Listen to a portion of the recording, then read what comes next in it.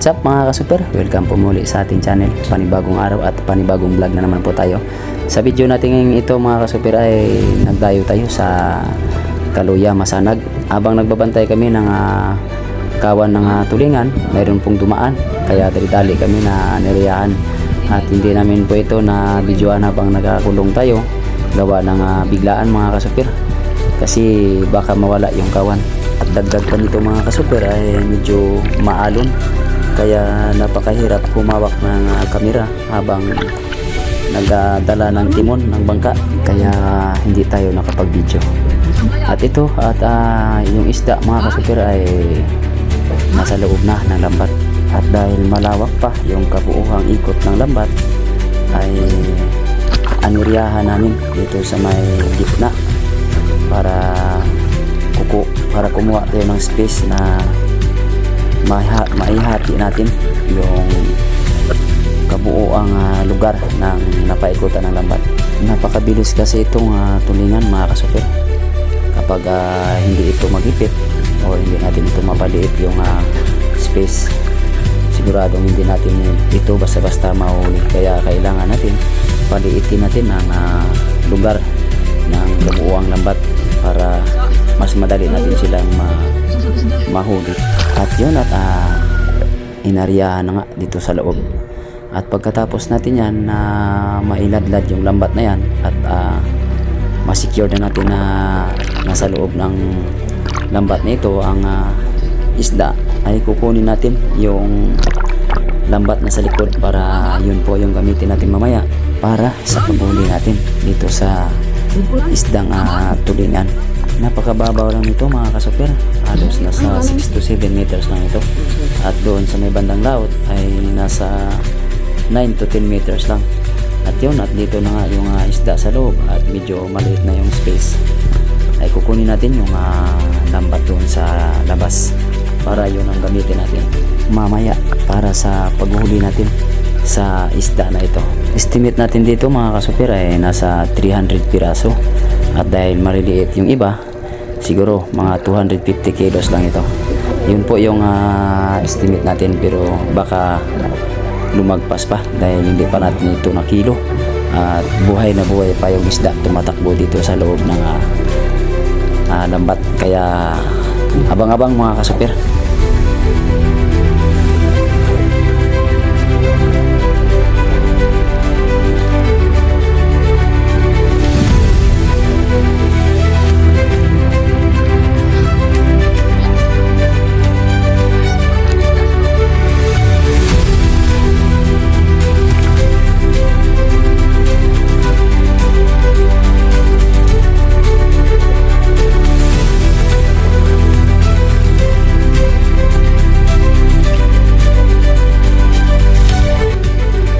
Dito mga kasuper, at habang nagabatak sila doon ng lambat sa bangka, hinihila namin yung lambat para lumiit mga kasuper.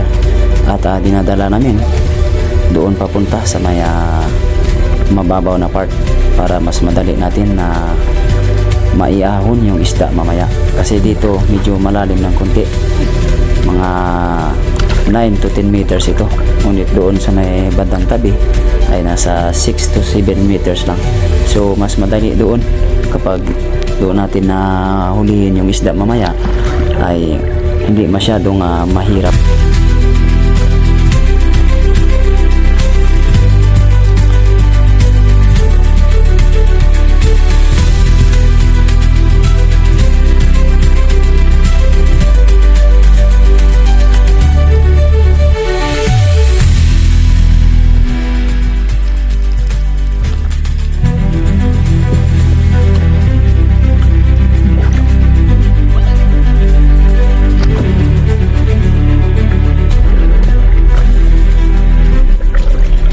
At yun, at sumisid tayo para doon tayo sa ilalim maghila. Dahil pag doon lang tayo sa itaas maghila ay may posibilidad na aangat yung lambat. Baka dumaan yung isda. Kaya kailangan mayroong tao na kontrol dito sa ilalim para manatiling mababa lang yung angat ng lambat. At kung magkaroon man ng pagbiglaan na magkuhan yung isda ay hindi siya dadaan sa ilalim.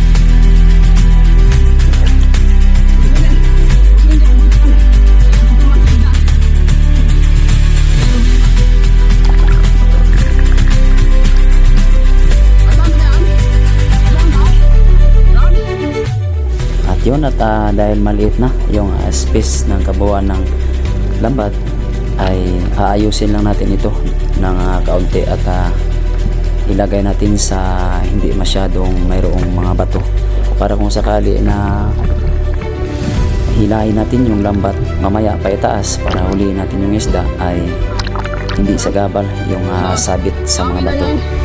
Kaya ayusin natin para madali yung trabaho natin mamaya.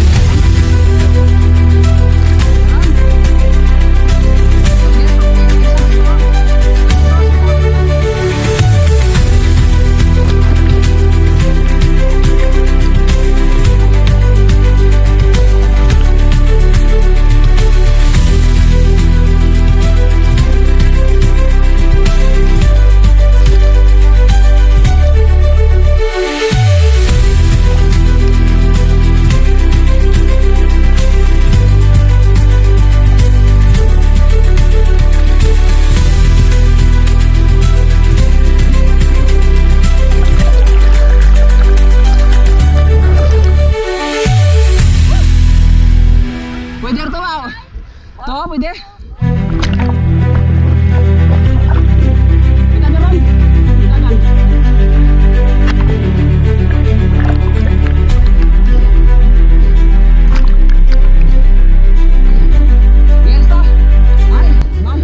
At yun mga kasuper, at ito na yung pagkakataon na ulihin na natin yung isda.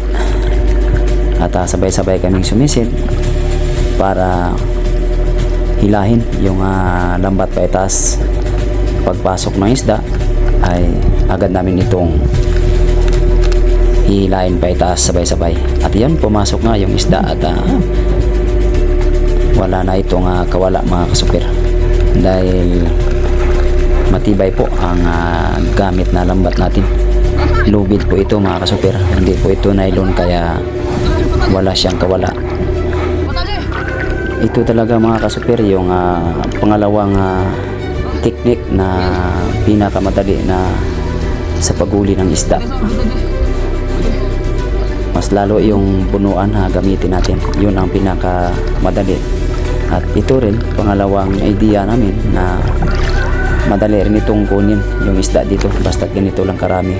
Pero pag maramihan ito niladana ay kailangan bunuan yung gamitin natin, lalo na't mababaw yung area, kaya medyo may katagalan din, ngunit parang basic pa rin kasi hindi na tayo halos nakahugot ng isda dahil maliit yung mata ng ginagamit natin na lambat, kaya hindi na tayo naguhugot kundi dampot lang ng dampot kapag patay na yung isda. Blessing talaga ang araw na ito mga kasakir, dahil kaninang umaga ay nakakulong na kagad sila ng 100 kilos. Hindi kami nakasama kanina gawa ng kakarating lang namin galing ng isla ng Boracay. At pagkatapos na dumating kami kanina at kumain kami, naghintay-hintay lang kami ng konting oras doon sa may Baybay Masanag, bigla itong dumaan yung kawan ng tulingan. Kaya ito, swerte talaga mga kasuper.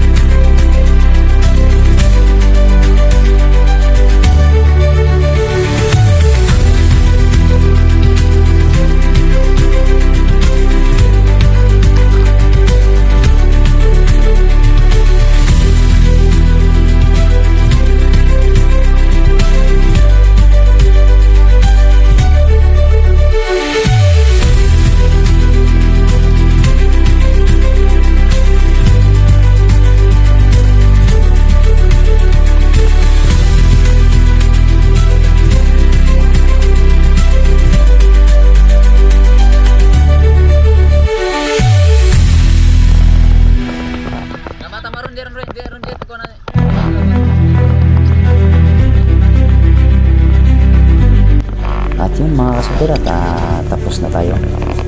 Dadalhin natin itong isda sa ating mother boat. Doon natin i-ice ito. Ilalagay natin siya sa storage dahil wala nang kumukuha dito na mga komprador gawa ng napakarami talagang isda na dumagsa dito sa bayan ng Kaluya.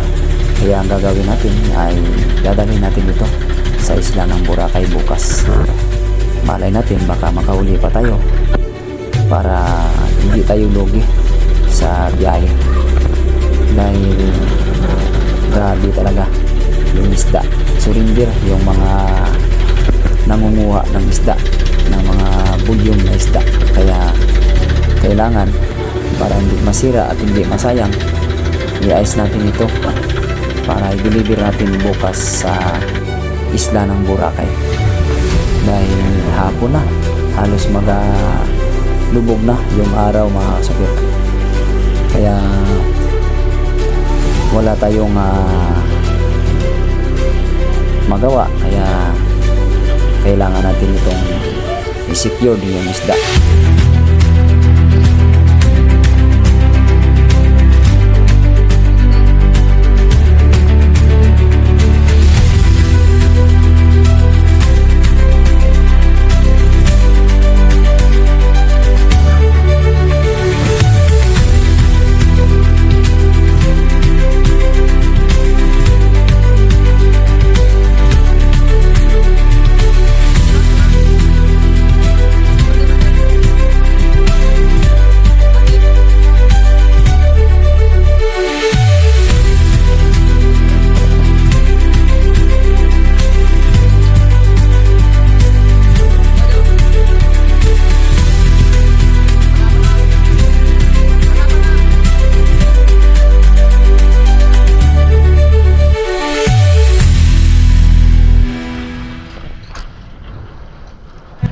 At yun mga kasupir, at dito na nga tayo sa ating mother boat na binigay sa atin ng BFAR.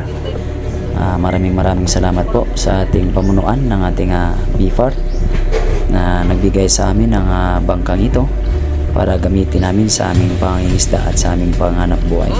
At yun, at dumala tayo ng ating ice para lagyan natin ng ice ang isda para hindi masira mga kasupir. Yung 100 kilos natin mga kasupir kaninang umaga na huli ay nandoon yun sa tabi. Pagkatapos natin itong i-ice dito sa storage ay dadalhin din natin ito mamaya pagkatapos, kasi inuna lang namin ito dahil kailangan natin na malagyan kaagad ng ice para hindi lumambot at masira. At yun, at ito yung storage natin mga kasupir. Ang laman nito na pwede nilagay dito mga kasupir ay nasa 3 tonelada. Sana bukas ay magkaroon naman tayo ng huli para madagdagan yung pag-deliver natin, kasi kulang ito mga kasupir. Dapat hindi tayo bababa sa 700 kilos para sulit yung biyahe natin papuntang isla ng Boracay. Pero kung hindi naman tayo pagpalain bukas ay wala tayong magawa. Kailangan natin itong i-deliver kasi baka nga masira talaga.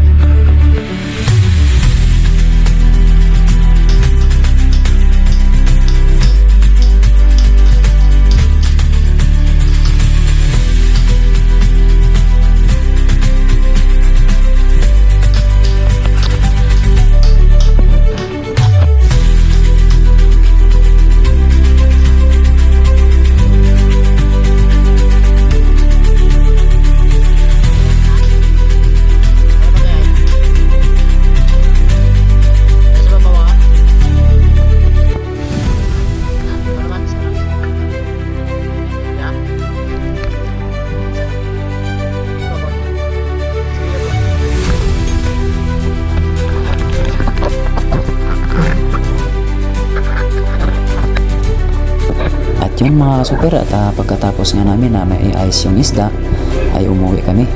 Gawa ng palubog na yung araw at gutom na. Kaya uuwiin tayo at kakain. Sa ating mga viewers at sa ating mga subscribers, maraming salamat po sa patuloy niyong panonood at suporta sa aking video. At ako'y magpapaalam na. Bye-bye!